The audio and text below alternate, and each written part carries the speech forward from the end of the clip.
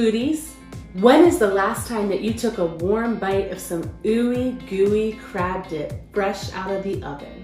My name is Teresa Von Regan and I'm a native Marylander, and today I am going to teach you how to make the best crab dip recipe ever. And I'm going to show you how to make this in 3 easy steps. Let's get started. Step 1. Prepare your ingredients and grab your favorite mixing bowl.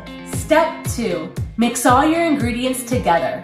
The ingredients for this amazing crab dip are 8 ounces of cream cheese, 1 pound of crab meat, 1 1/4 cup of shredded cheddar cheese, and you're going to use about 3/4 of this and save the rest to top your crab dip, a 1/2 cup of mayo, 3/4 cup of sour cream, 2 teaspoons of Old Bay, a 1/2 teaspoon of garlic powder, 1 teaspoon of ground mustard, 1 teaspoon of lemon juice, 2 teaspoons of Worcestershire sauce, and then you're going to keep the 1/4 cup of scallions to top your recipe.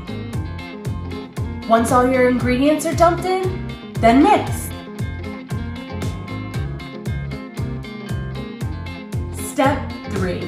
Pour your crab dip mixture into a casserole dish and bake at 375 for 25 minutes. Top it off with the remaining cheese before you put it in the oven.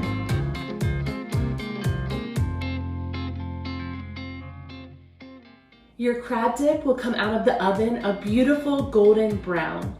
And what I love to garnish the crab dip with is green onions or scallions, whatever you call them.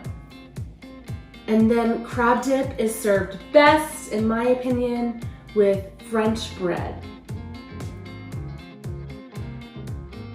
There you have it, Maryland's ultimate crab dip.